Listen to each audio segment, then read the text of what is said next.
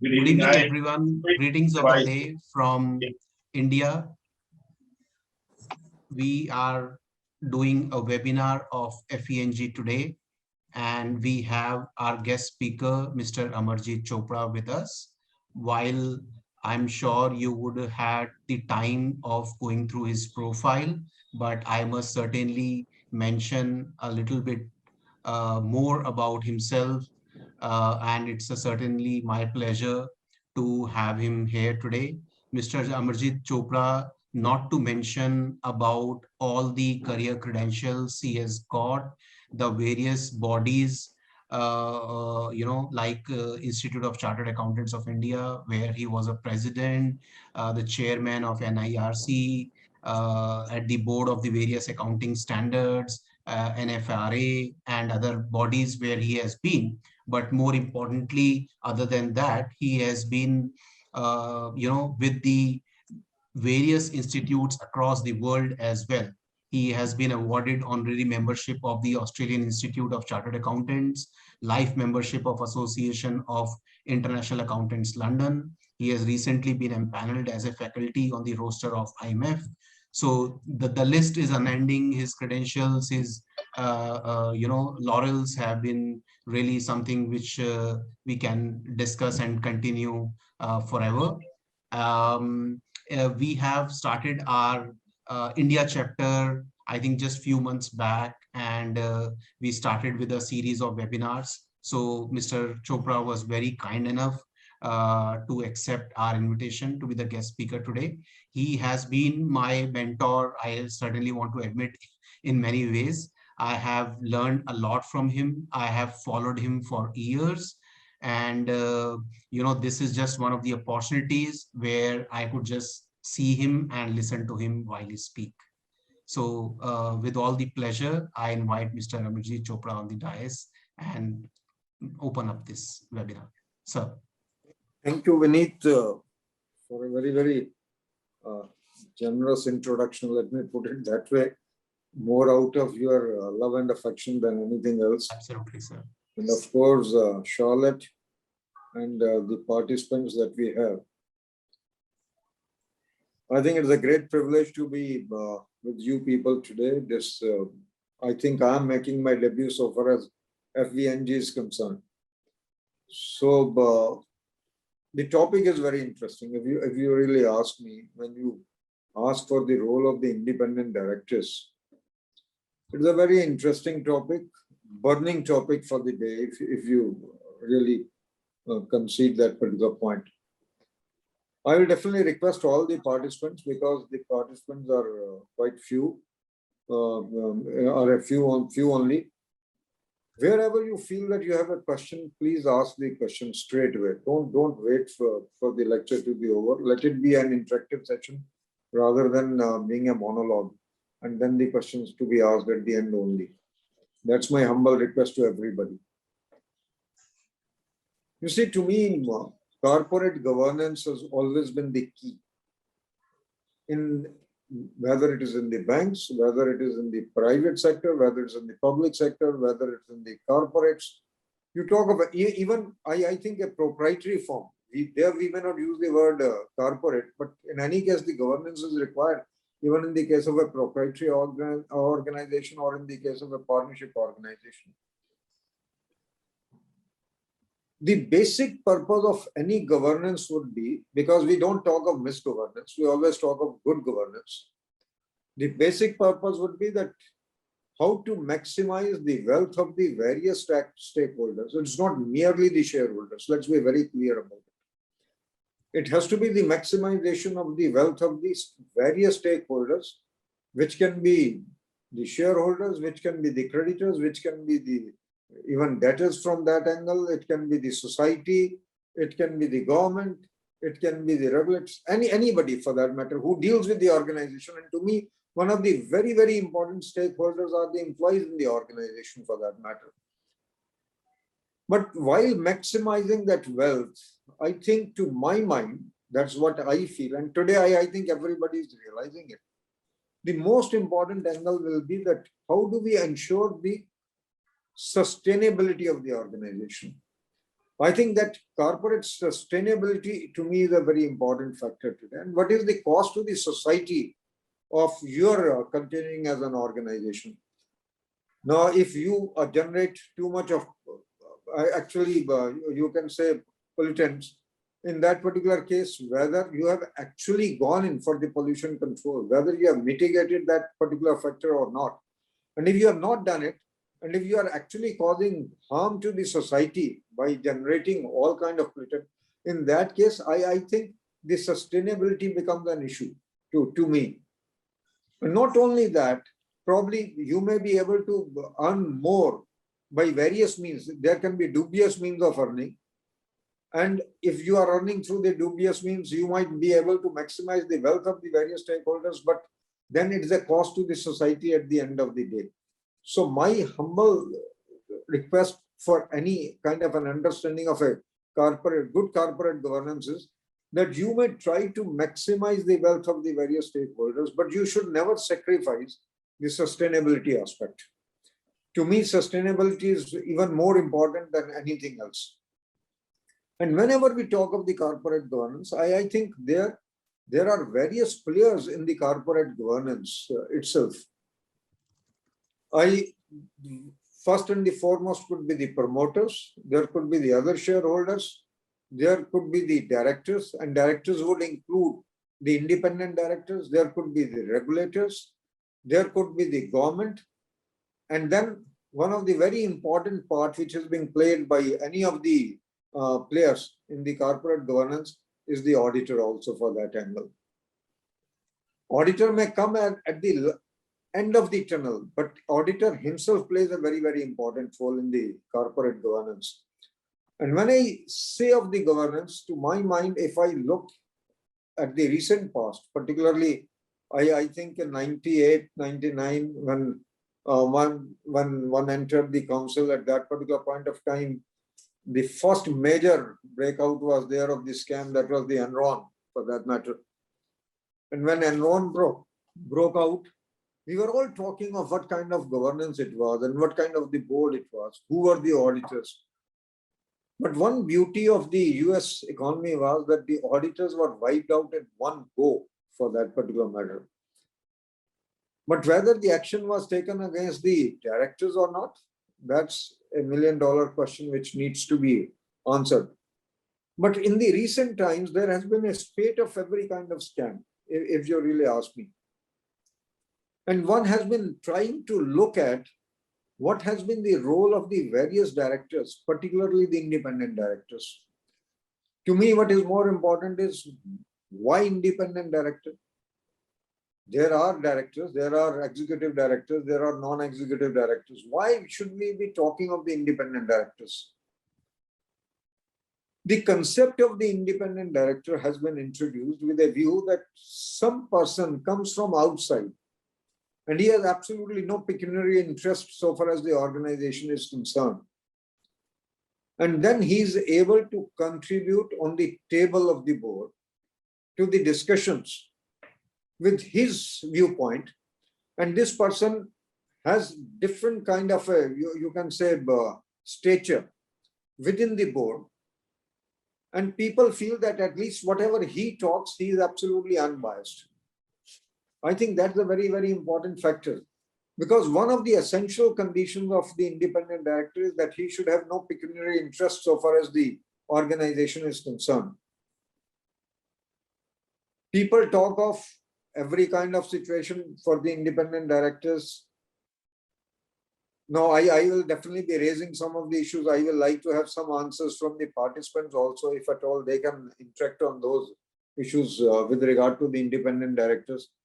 It is generally believed that we must have independent directors from the different strata of the society, different, you can say, class of the society, different segments of the society.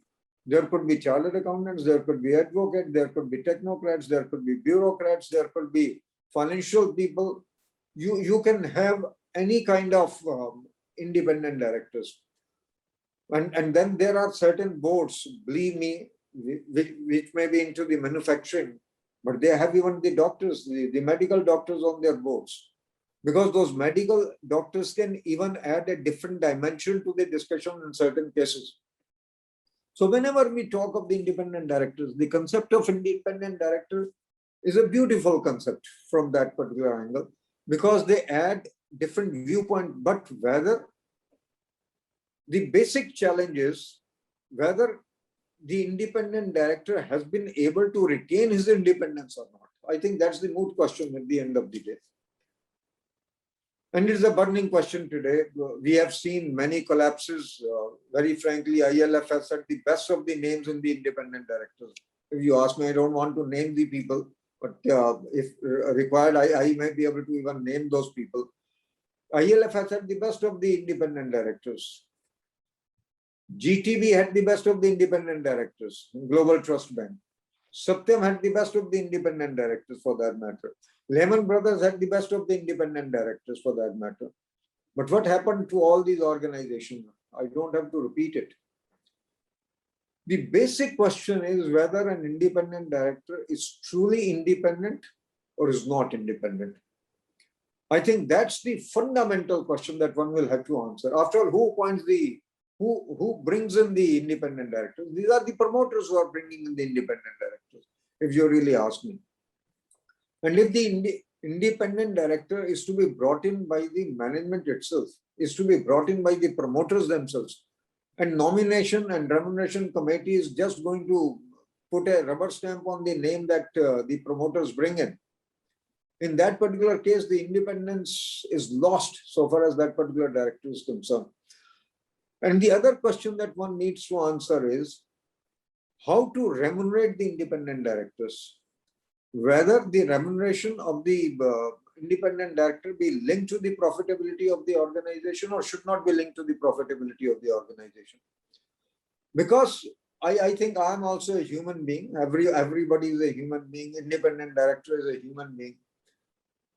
If showing higher profits can lead to higher remuneration, if you link it with the profitability of the organization, I think there is a temptation that how does it matter? Let it be so for that matter. There has been a lot of talk whether the stock option should be allowed to the independent directors or not. So far, so good. It has not been allowed so far as this country is concerned. But I don't see that people may be able to resist that temptation for a very long time. And probably even the regulators might permit the stock options being granted even in the case of the independent directors in the times to come. To me, the biggest challenge will be that so far as I may be, actually, I'm one of the worst critics so far as this remuneration part is concerned, that if you link it with the profitability, I don't feel very comfortable. I'm also on the boards of certain companies, but I feel quite uncomfortable whenever it is being linked with the profitability of the organization. You can hike the sitting fee to any level that you want, absolutely not an issue. You can think of what this man is worth in a particular year, whatever his contribution is going to be there. After all, none of the companies, banks may be holding more meetings, believe me. But so far as the corporates are concerned, most of the corporates, if you ask me, hold only the statutory compliances meetings. Wherever, to the extent the statutory compliances are to be met, they hold those kind of meetings. I don't think they hold many meetings so far as these are concerned. You decide what kind of remuneration is to be given to the directors. You hike your sitting fees. Of course, today it is being governed by the Companies Act. It is being governed by the SEBI also. But the SEBI can definitely increase it if at all there is a demand. And I think worldwide this particular concept can come in. You may be able to increase the sitting fees, but don't link it with the profitability. The moment you link it with the profitability, I think certain kind of other temptations do work in, and probably some kind of an independence is impaired at that particular point of time. But this principle that I am saying may not work in under few situations. Number one,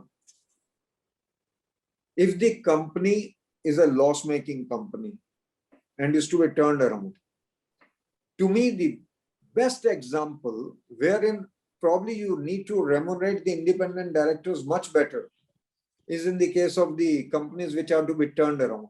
And if you bring in the independent directors, who have the specialization or who have been really experts at that particular point in that particular matter of actually specializing in turning around of the companies, who have the requisite experience of turning around the companies.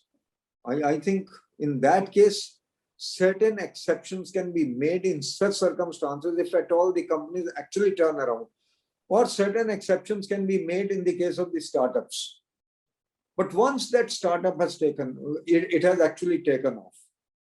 Beyond a particular point of time, I think this linkage with the profitability should not be there so far as the independent directors are concerned. That's the way I look at it. I'm not saying that what I say is the correct proposition. If at all anyone has a different proposition, I am willing to actually discuss that particular part. There's no doubt about it. But I have always believed in one thing, that money is one of the money plays its own part. There's no doubt about it. It can be positive, it can be negative. But what we have seen is that in most of the cases, there has been an impairment to the independence of the auditors by two means only. One is the appointment process, and the other one is the money which is involved there. I will quote some of the examples. Basically, we have got in the various boards, various retired bankers, various retired bureaucrats for that matter. And I can tell you the kind of commission that they get today as independent directors based upon the profitability of those organizations, of those entities. That kind of money they have not earned in their lifetime by way of their service. Now you think of a situation where these bureaucrats or bankers have come in, and then there are certain bankers, so believe me, I will not name anybody. And that is why I talk of the independence of the independent director. If sitting over in the bank as the chairman of the bank or of the as MD of the bank, I have signed an agreement with a particular corporate house for floating the bank jointly of this bank along with that particular entity. And I retire. And exactly after 1 year of my retirement, because that is the statutory period under which I cannot join any other organization. Exactly after 1 year, I am put on the board of this particular company, to which I permitted the joint venture with my own company, with my own bank. What kind of example I am setting for the independence of the director for that matter? Can I be independent in those circumstances? I leave it to your judgment. And the kind of remuneration which is going to be involved in those companies is absolutely going to be mind-blowing. Now, probably these are the examples, these are the cases which we need to take care of, and which we need to actually be bothered about, whether we want to do something with regard to the appointment process and the linkages of the remuneration with the profitability of the organization in the case of the independent directors. That's one. These are the two areas which I am trying to begin with, because to me, these are the two areas which definitely impair the independence of the independent directors to an extent. If there are any questions on this, or if there are any views on this, I will like to invite the questions on that. I think Chopra Saab, you are absolutely right in talking about the independence being compromised because of the process of appointment. I think it is first of all what needs to be tackled is the appointment by the promoters itself. You know, you're compromised already in that point. We have seen so many cases. Yeah. And you know, it is not only in the field of independent directors. We have seen in even in the justice system. Even we have seen in many other places. So I think I completely agree with you. And also, what happens is maybe you will deal with it later. Now that we have a data bank, we have a database of independent directors.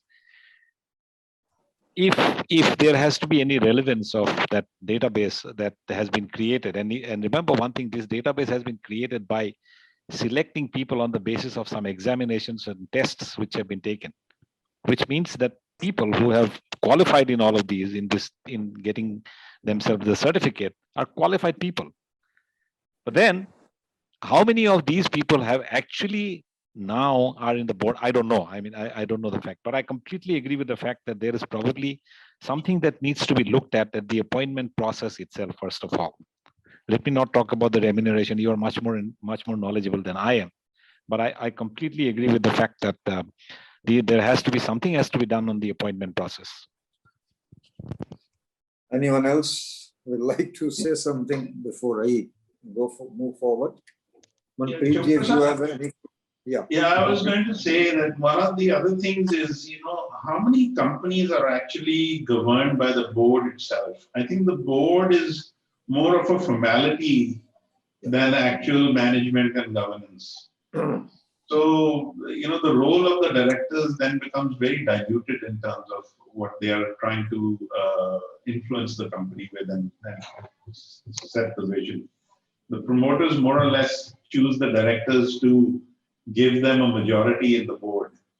In terms of, I'm sure you agree with that. that is why I raised the issue, Manpreet. Correct. That is why I raised this issue. Yes. You see, I have sat on the board of the two banks also, very frankly, BOB and Indian Bank. Correct. I do sit on the board of a few of the companies also. Particularly when I was sitting on the board of the banks, I felt something. Because when the government nominates certain people on the boards, Right. with political affiliations, particularly with political affiliations, saying these are the independent directors. I have seen some of the directors extending their hand on the table of the board only for picking up the cashew nuts and the cup of tea, nothing more than that. Or collecting the fee check, nothing else. Absolutely, sir. Unfortunately, what has happened is that particularly in the case of the public sector banks and public sector organizations, these have been used, the boards have been used to please or appease the people in the ruling party. Whether it has been A or it has been B, I'm not on that particular ground at all. But I think some of the independent directors have done very well. And that much also I can tell you. It's not that all the independent directors are alike. I have also experienced some of the very, very good independent directors. I have seen recently in one of the banks where I was not on the board, but people really say that he contributed to the bank on the whole beautifully. He introduced some kind of systems on the board. So it is not that people cannot do it. People don't want to do it. That's the number one.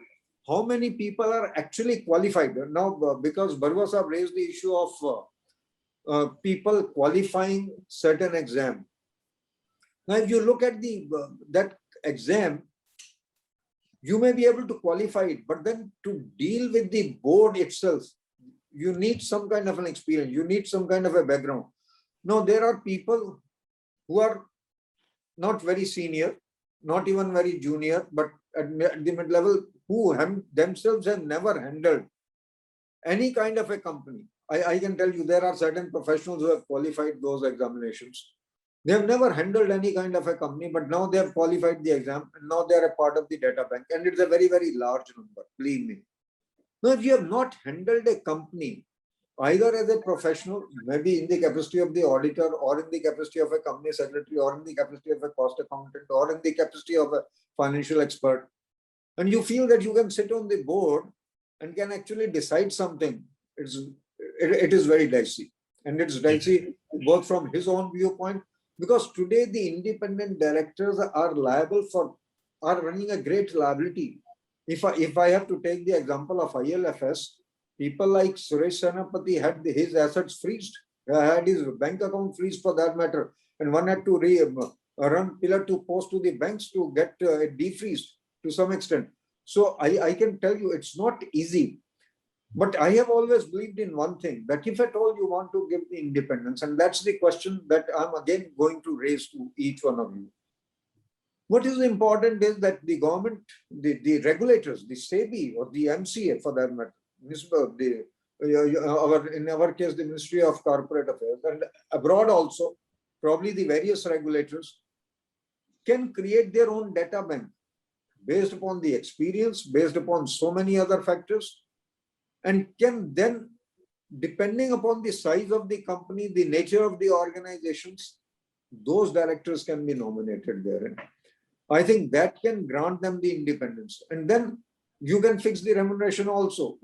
There's absolutely nothing wrong in fixing the remuneration. I'm personally of the opinion, you fix a remuneration which is commensurate. The only thing that I'm saying is don't link it with the profitability. That's the only thing that I'm trying to say.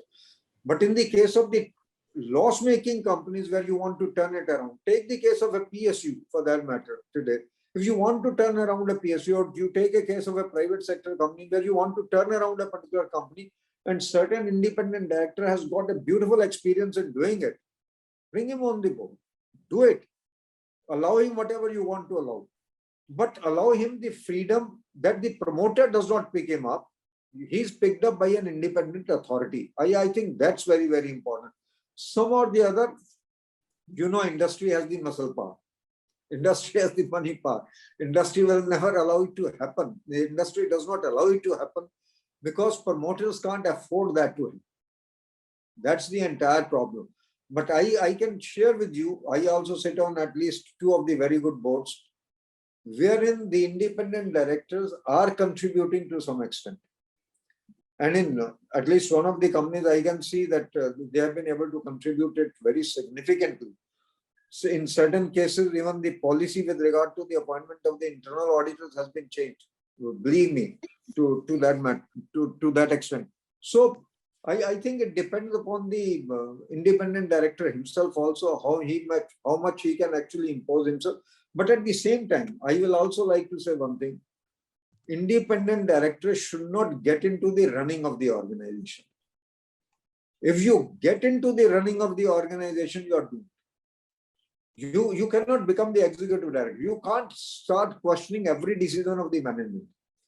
You must also you shouldn't play spoil sport. So far as I have seen many directors on the banks, independent directors on the bank, who will try to block any of the advances, basically, whichever proposal comes in, for reasons best known to them.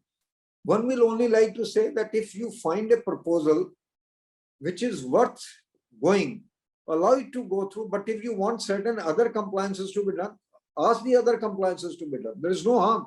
You ask for additional collaterals. You ask for the interest rate hike if you find that it is a bit more risky in that particular case. But allow the business decisions to the promoter. If you start taking the business decisions, I think it's a very risky business. What is your role is, I think as independent directors, to my mind, the best role is in the risk management committee and the audit committee. These are the 2 committees, and then the nomination remuneration committee. If these 3 committees, independent directors, can play the role for which they have been actually put in there, the corporate governance will be improving like anything. Unfortunately, neither in the audit committee nor in the risk management committee, the independent directors are able to play the kind of role that they should be playing. To me, that's the biggest fallacy. Yes. Anyone. I would like to add 2 things here, sir. One is about Mr. Ankush. He has given a specific situation about one of the independent directors through the banks went to the company's board, and because the company went into trouble, so this guy also got caught and is still yet to be cleared by the finance ministry. I think a lot of us know who this person is. And the second one is, by Mr. Sumit Gupta. He says that, sir, does it mean that qualifying criteria of an independent director must be reviewed in the light of these experiences? I personally feel that you need to have the experience also as one of the factors when a person qualifies. A person can, you see, simply qualifying an exam does not put you at the same pedestal. That's very, very important. There should be certain other criteria also. When you create a data bank, you must create a data bank which gives some kind of a weightage to the experience also at the same time. I think that's very important. And if very, very frankly, Barua Sahab raised this particular issue with regard to the people qualifying. the people could have become directors on the private limited companies based upon that. People have not been able to become directors in the listed entities based upon that particular examination. I don't think many people have been able to become directors on that basis. But yes, I think that's a good step that the government took. But at the same time, there could be certain other checks and balances which need to be brought in so that you have the best of the people coming into the boards, rather than only based upon the qualifying of that particular examination. That's all I will like to say. No, I completely agree, Chopra Sahab. I just mentioned it because the government has taken the step of starting this whole data bank. But what I was given to understand is once the government started doing this, a lot of the good people, apparently good people, I don't know who's good, who's bad, but a lot of the good people apparently have quit their directorship as well, because there comes a time, you see, and also what happens is with the seniority coming in and with the age factor coming in, most of the independent directors would probably be in the category of 50 plus. They're not left with taking up exam. They're not left with gathering experience. They're not left up with taking up an exam where they have to show their seniority or intelligence or knowledge. So that could be a factor which could keep good people away from getting into this profession, is what I'm saying. Because what happened, sir, was that they said that if you have been on a particular board for a period of 10 years, then you need not appear for the exam. But if you are there for less than 10 years, you have to appear for the exam. A person who has been there for 5 years or 6 years, he says, yeah, why should I be breaking my head for this particular board? I am not interested in writing an examination. And I can tell you, we have actually lost some of the good people in the process. There is no doubt about it. There's absolutely no doubt about it. So I think the government will have to seriously look at it. The government will have to think about it. What is to be done to this particular process. Experience should also be taken into consideration while actually taking it. Now, ultimately, what they have done is that even in the case of the banks, if you have been the executive director, if you have been the MD of a particular company and you have been sitting on that particular board, that experience is being counted now.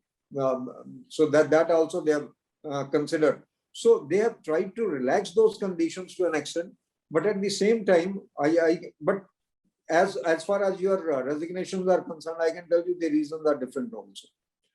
Earlier, their liability was not being fixed. Today, the liabilities are being fixed. The courts are bringing, wherever the cases are being filed before the NCLT, and wherever the forensic auditor says that the frauds have taken place in a particular organization or there are fraudulent transactions, the court is summoning, the court is actually taking action against the independent directors also. They are not actually trying to segregate the executive directors and non-executive directors or the independent directors for that matter. Yeah. I think that is becoming one of the most risky factors when you become the independent director.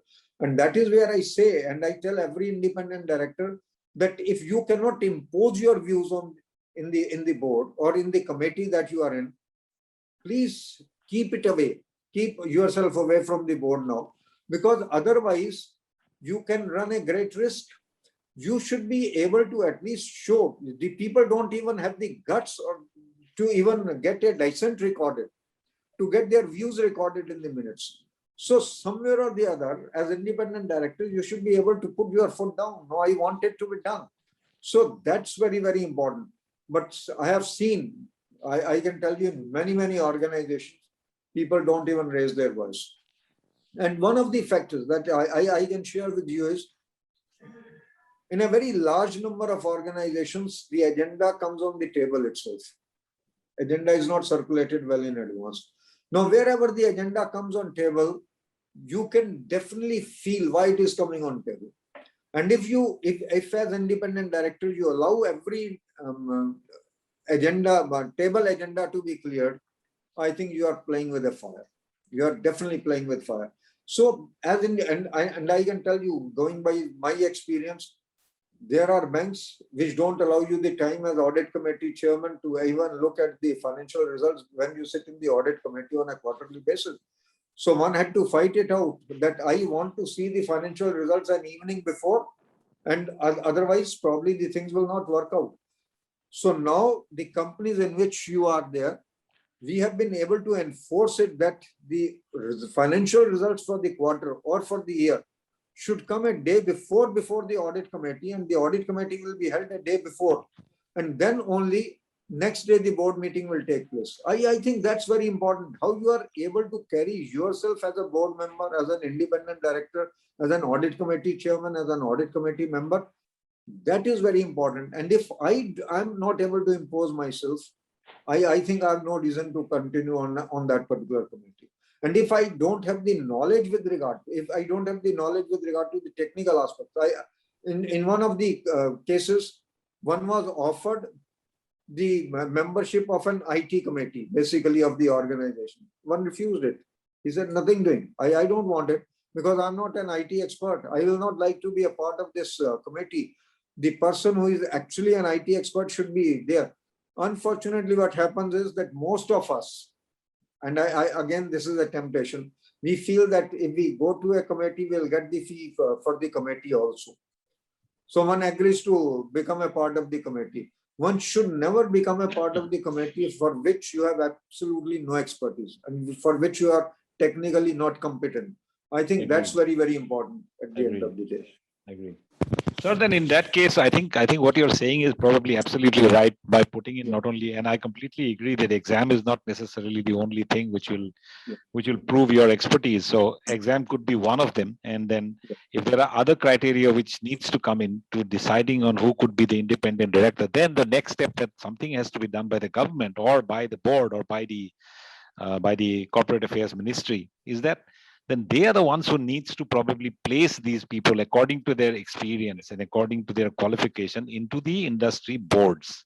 Otherwise, what will happen is the people who would have put in so much of time and effort to get through in the exams, and let's say even finalizing on the criteria, even deciding on the criterion, they will never get an opportunity to get into the boards of those companies. Then the appointment, and that will probably also solve the issue of the independence. Like the way they appoint bank auditors. I fully agree with you that probably what you can do is in the data bank, you can have some weightage to the experience also. And then the government can decide upon that class A companies, these kind of directors will be going, class B companies, these kind of directors, and class C companies, these kind of directors. So that even certain new directors can go in. There's no doubt. And after, when they get the experience of 3 years, 5 years, they can be shifted to the higher class of the companies for that matter. I think that's very important. And if you don't do it, I think you are again, I can use only one phrase, and that is that the government is also playing with fire. Because no regulator wants to undertake this responsibility, unfortunately, because the regulator feels that if I appoint the independent director, tomorrow something goes wrong, people are going to blame me that you appointed this independent director on the board. That is the one fear which lurks in the minds of the various regulators, very frankly. So I think this is a call which the government will have to take, if not today, maybe tomorrow. Of course, you have made one thing again compulsory, that you need to have even a woman as a board member. But then again, we are only trying to follow it in for the purposes of compliance, not in spirit. What has happened is that the wives of certain promoters were brought in as the members of the board. Of course, now they have said, no, you need to bring in who are not related to the promoters. Otherwise, people were bringing on the board the wives of the board members only. So I think we are trying to follow certain things more by compliance, more from the angle of the compliance rather than in spirit, for that matter. So I think in India, that is what continues to happen. We continue to comply with certain things rather than with the spirit of the or rather with the intent of the legislation. We have undertaken, LORD very clearly mentions this SEBI regulation very clearly say that independent directors will evaluate the executive directors and the board also, for that matter. But what kind of meetings are happening of the independent directors? I don't want to even talk about that, because nobody wants to evaluate or nobody wants to bell the cat saying that this person does not contribute.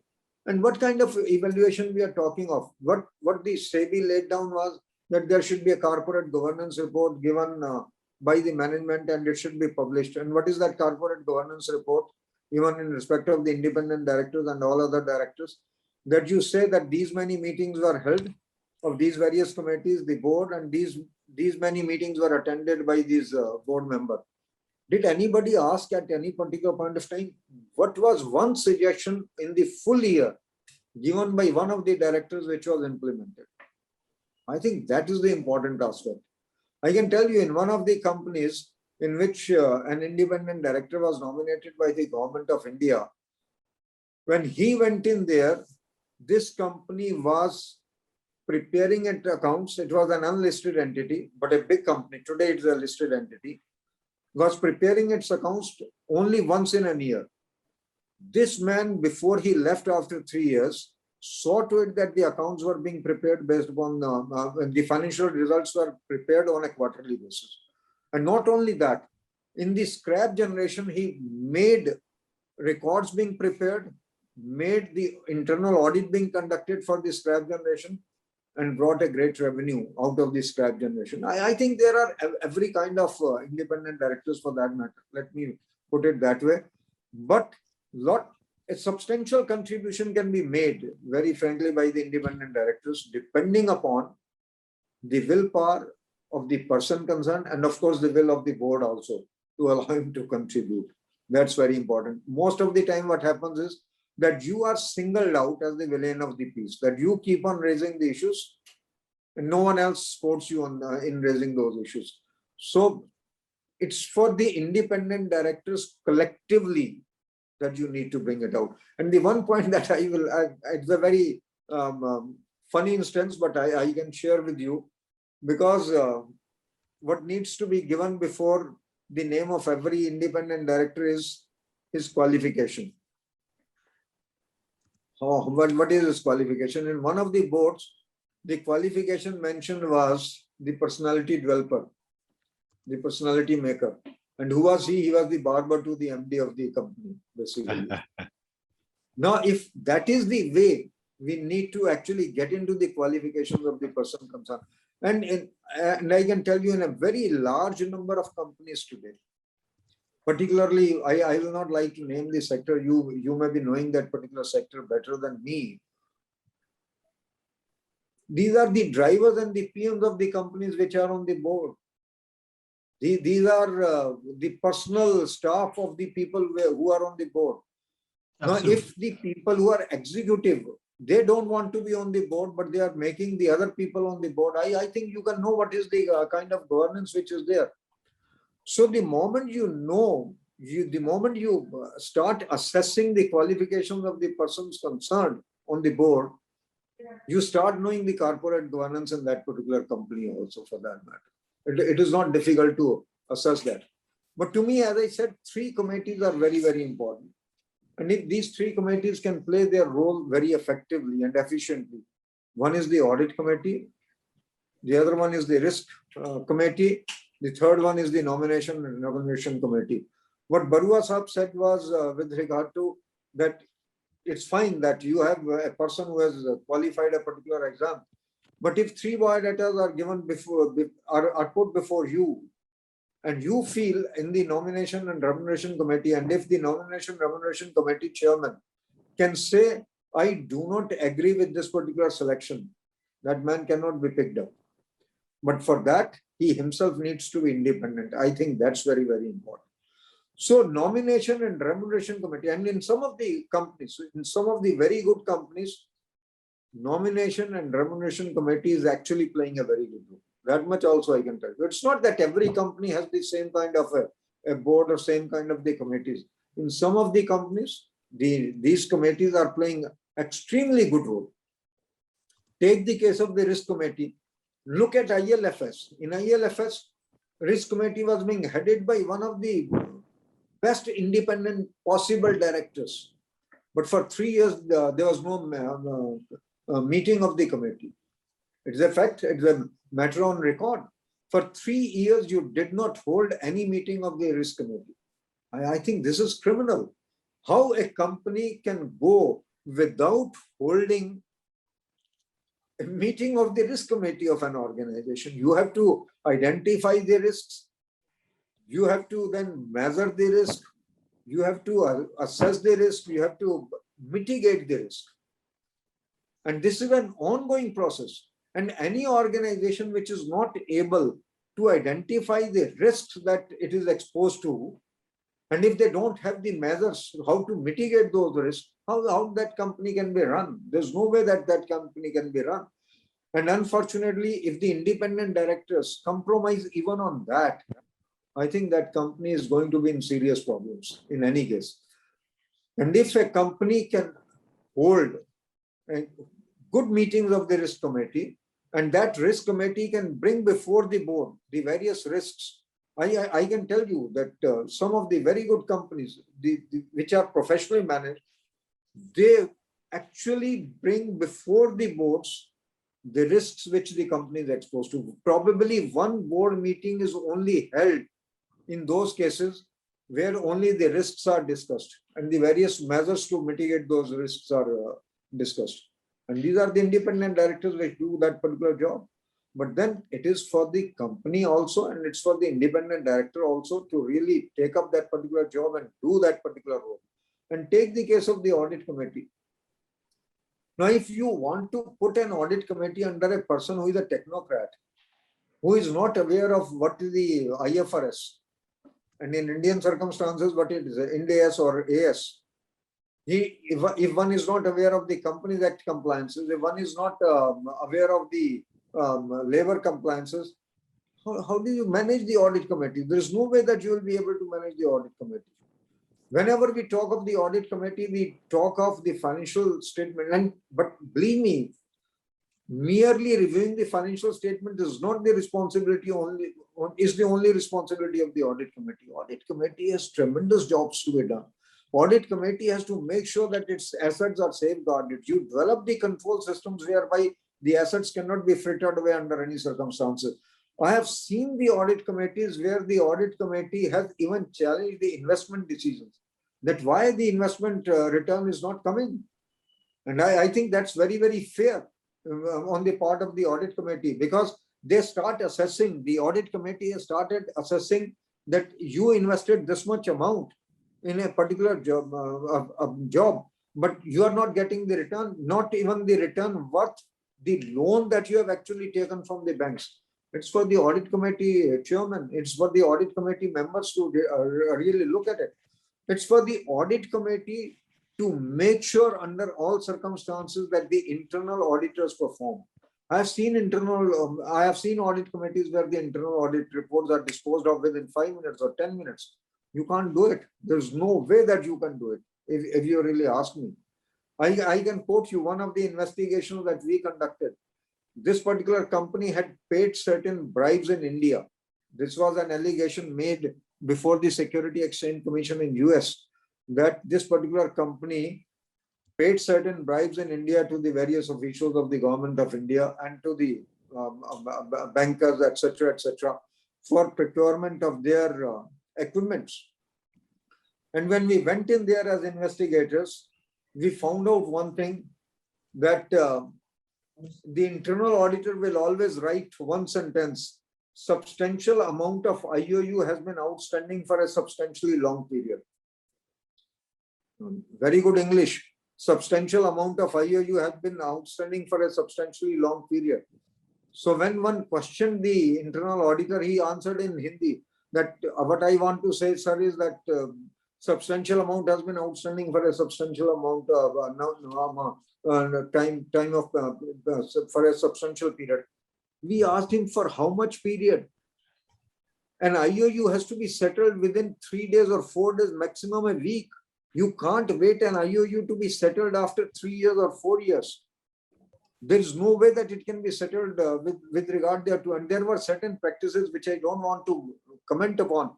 But I can also tell you that on the cash books of those in the various branches of that particular company, wherever the cash balance was being extracted, it was written very clearly: cash balance in bracket IOU this much and in bracket UTT. And when we questioned some of the people what this UTT means, they said under the table transaction. No, if the internal auditor is there, he is writing substantial amount of IOUs have been pending. And the moment we submitted our report, this very company went to the settlement commission, then disclosed that there are unsubstantiated expenditures of about 110 crores over a period of about 3 years or 4 years, and paid a tax of 70 crore rupees. No, what I am trying to say is, if the audit committee does not take cognizance of this, and it was a listed entity, let me be very clear about it. And in the listed entity, if the audit committee chairman does not raise the issue, what does it mean? I think this is criminal. If the capital work in progress continues to be there for 3 years or 4 years or 5 years, then the audit committee chairman does not challenge it. For what the capital work in progress has been there for 4 years, it means you initially started certain projects. After that, you have abandoned the project. You have not impaired that particular project for what it has been there. If he does not get into the aging of the inventory, he does not get into the aging of the receivables, he does not get into the, no, most of us, believe me, we want to get into the aging of the receivables. We don't want to get into the aging of the payables. To me, aging of the payables is far more disastrous. It can be, if I have not paid somebody for 5 years or 3 years, why? Which is the creditor who will not challenge me if I don't pay him a substantial amount of time for 3 years or 4 years? This indicates many things for that matter. So what one is trying to say is, if you are in the audit committee, and as an audit committee member, you don't know what is your role. Your role is to safeguard the asset. Your role is to set up certain control systems. If your internal auditor is writing that your exception reports are not being generated, if these are being generated, these are not being monitored, what kind of audit committee chairman you are? I think what is very important. Good point. Yeah. Yeah. No, very good point, sir. But I think that comes back to the, if you can only challenge it if you are qualified to challenge it. Now, if you put an independent director who doesn't even understand all of this, how is he going to challenge it or be even in a position to challenge it?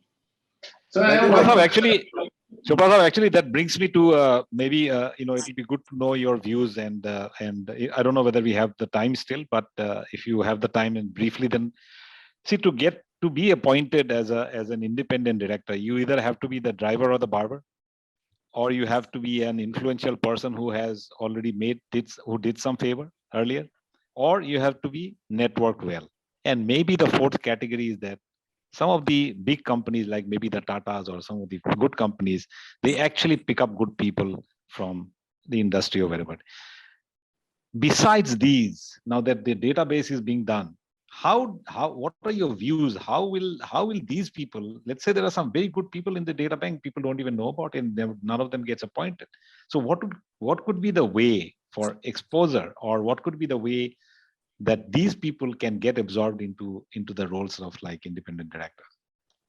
I can tell you that probably you have used the word networking. Networking is definitely one of the parts. There's no doubt about it.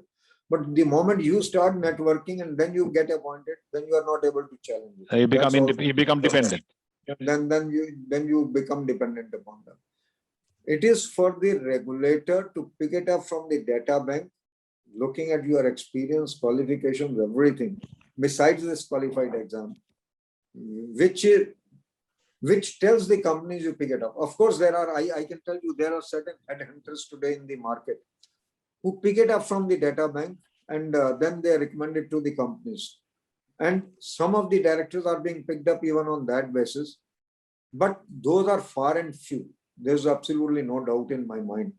I think the government will have to become serious. The regulators will have to become serious in making sure that the people with the right kind of an experience and right kind of taste are actually picked up and put it at the right places. That's all I would like to say. So I think that could be a probably step for Feng. Beneath, I think that could be a step for Feng to probably approach the Ministry of Corporate Affairs, and with Mr. Chopra, taking you heard his comments. So maybe this could be an issue that you should probably take it up with the Ministry of Corporate Affairs, that these are the recommendations that we want to give. I think it has to start somewhere by somebody, right? Chopra sir, is there a restriction for foreigners to be independent directors? I don't think there is any restriction for a foreigner to become independent director. I can become an independent director in Dubai if somebody is willing to pick me up. There's no restriction. It depends upon their willingness, whether they want to pick me up or not. And vice versa, right? In Vice India, versa. Yeah, it's the same way around. So I think we have had a fair discussion on the various points which are there, which are the burning issues. But I personally feel, having been on the audit committees and having chaired some of the audit committees and even still chairing some of the audit committees, I personally feel it's a very challenging task. And unless you are aware of what the transparency means, what the disclosure practices have to be, people are not aware even with regard to the actuarial valuations. And if you are not satisfied with the actuarial valuation, you should challenge it. And you should say that I want a second actuarial valuation. It's not that the management always refuse. It's all, at times it is also essential for you to ask for it. I think that's very important. There are certain independent directors. I can tell you, when I say good independent directors, one of the independent in one of the company wants to go in for brand valuation. Now this independent director says, fine, you can go in for brand valuation. There's no doubt about it. After all, number one, please tell me what is the objective for going for the brand valuation.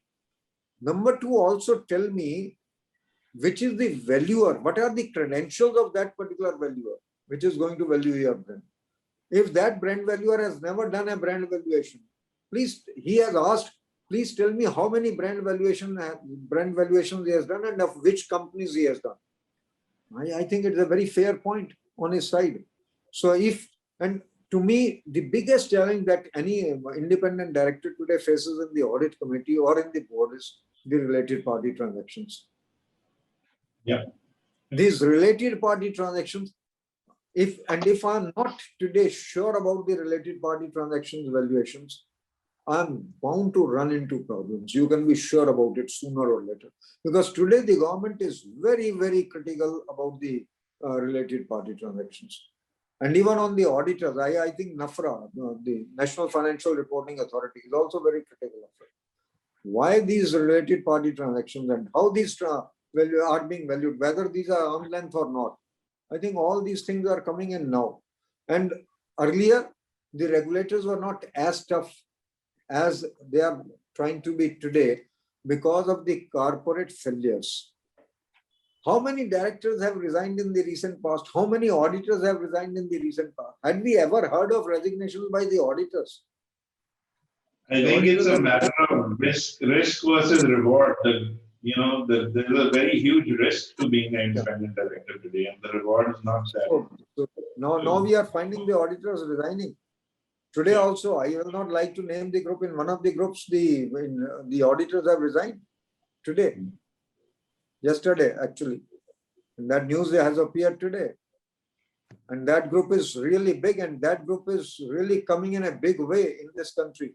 So I think the directors have to be far, far more careful than the auditors. And I have seen some of the directors challenging the auditors.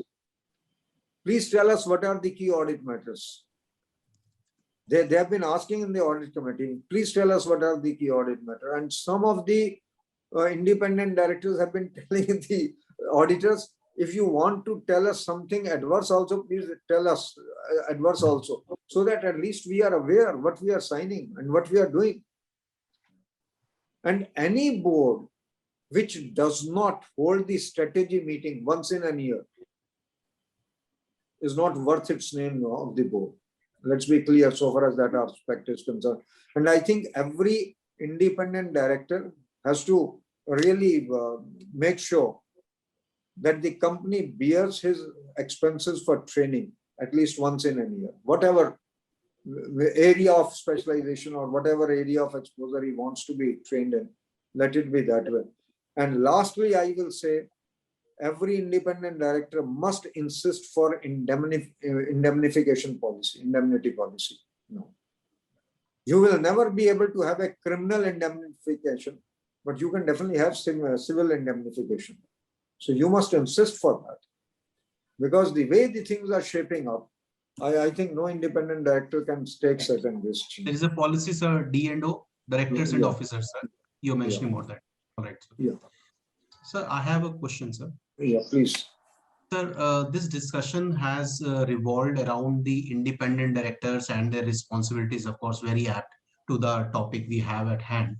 If I may ask from the government's perspective and regulatory perspective, if a person gets involved in this, either a conspiracy, whatever, for whatever reason he gets caught by the regulator, do you think we have relevant laws, updated laws, and strict laws for people not to adventure into an ID area, independent director area, unless they are serious about it? So if we may quickly just think from that perspective. I will only like to tell you that SFIO, that's the Serious Fraud SFIO. Investigation Office, and NCLTs both have actually taken note of the liabilities of the independent directors, and notices have been issued to the independent directors.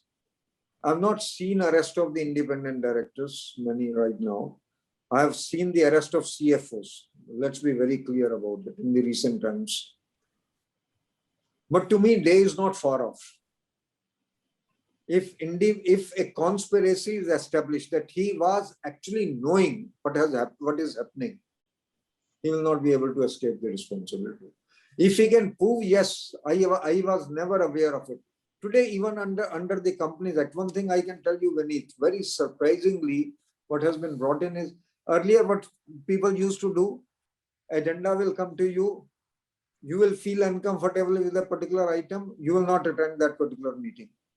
Sure, absolutely. Today, the Companies Act requires you that if an agenda comes to you, and if you feel that certain item need not be done, you can send even your comments in writing. You cannot say that I was not aware of it happening. Simply by remaining absent from the meeting, you cannot shy away from your responsibility. I think that is something which is very dangerous also, but at the same time, that's good also, because people were using that as a tool. People will not attend that meeting in which certain things were to be discussed, and will say that I was not aware of it. I was not a part of the discussion. Today they say, no, you are aware of that as a board member. There's also a minimum number of meetings required to be attended. Yes. by Yeah. So I think there are certain good things, there are certain bad things which have happened. But I personally feel now people have started realizing the role of the independent directors. People have started knowing that there are liabilities attached to this particular office. You just cannot go there and can come back. No, I don't think that can happen. I can tell you my own experience. Whenever a paper comes to us now, I think one looks at it far, far more carefully than one used to look at it otherwise. There is no doubt about it. I must admit that particular fact. Thank you very much, Vineet, for the opportunity. Thank you so much, sir. We are definitely more than 10 minutes past our scheduled time. Yeah. Thank you, sir. Before we sign off, I'd like to thank Mr. Chopra. Thank you for a very informative session. Mr. Barua, mucho gusto. And thank you so much, Vineet and Charlotte, for organizing this. And hope to see you on the next session of FANG. Thank you. Thank you. Have a good night. Thanks a lot.